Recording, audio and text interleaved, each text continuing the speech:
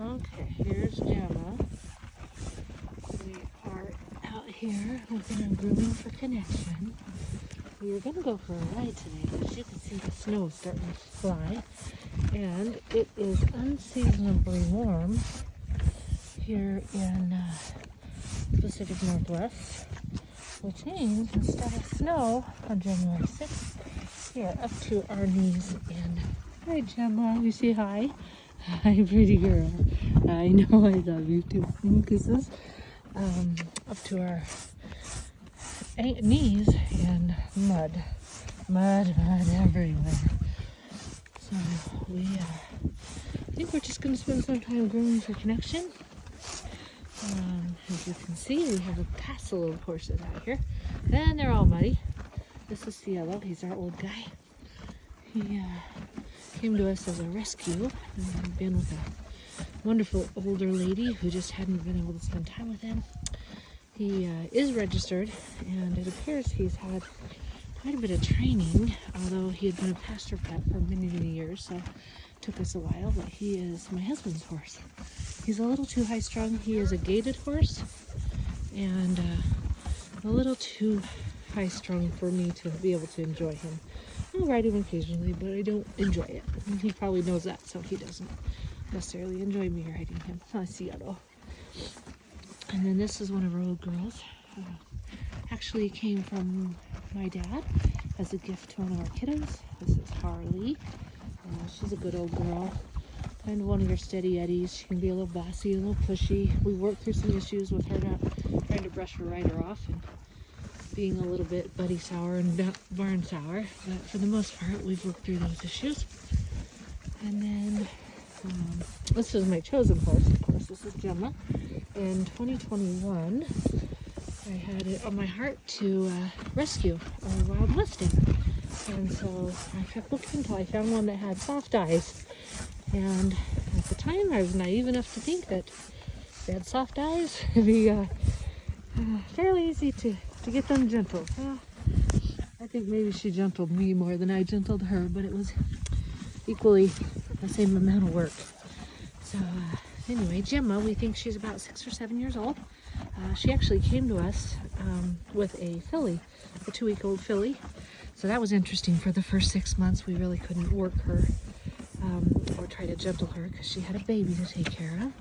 So I just spent hours and hours and hours sitting on this feeder box while she ate, and eventually was able to touch her, and then that went to being able to get her over. Now, as you can see, she's all up in my business. Yeah, I know, never quite understood what people meant by heart horses, but I now know she is definitely my heart horse. And I joke with my husband all the time, if I could, I would bring her in the house. And not to say that that might not happen someday, maybe just for a little in-the-house visit. But she took me about 2 years, lots and lots of patience, of slowly gentling her and slowly doing some groundwork. And of course, I'm pretty novice myself, so I watched hours and hours of videos and lots and lots of time perusing the internet and reading books and doing everything I could to get smart enough to be what she deserved. And we're getting there. So this last year, where I was able to ride her quite a few times, but in the process of gentling her, I made her my best friend. And as you know, it's kind of hard to boss your best friend around. And so she was a bit confused when I started demanding things of her that she didn't want to do. So I hope it's wisdom that drew me to reach out to an actual professional trainer and have him help me to finish her. And we have now gone, I think we've had 5 or 6 sessions once a week for about an hour. She was ready. She just didn't have somebody knowledgeable enough to get her to the next step. And so he definitely has helped us with that. We have now gone out on several trail rides, and she's learning to listen to me, and I'm learning to be the boss and be confident. One of the things he told me last week, which really resonated with me, is she's hesitant to go from a walk to a trot. And he said, looked right at me and said, You don't want her to trot. She knows it, no matter how much you say it, how much you kick. If inside you really don't want to trot, she doesn't want to trot either. And so that was really insightful for me to realize that I was hesitant because I didn't, I was worried about what she was going to do when she went into a trot, which is silly because I'm pretty brave, but they always know what you're thinking, even if you don't say it out loud.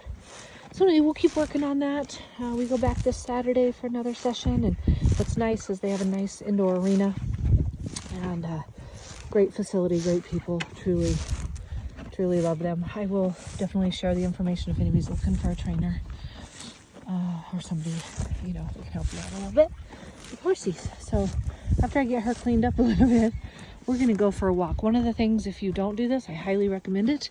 It has served us very well. It is in our pursuit to stay healthy and able to ride horses at our age, which is in our 50s and early 60s. We stay physically fit, and one of the things that we do is we take our horses for a walk, and that serves two purposes.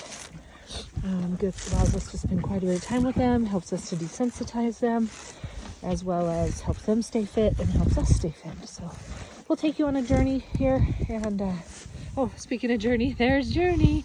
So she was the 2-week-old filly that came with Gemma, and we are now in the process. She is coming on 3 years old, and we are in the process of, she's had saddle on her.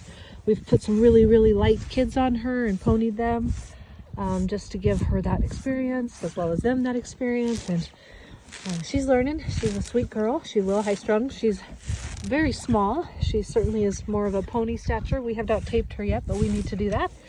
I'm going to guess she's right around 13 hands, if that. And sweet as can be, but kind of has that pony attitude when she doesn't want to do something.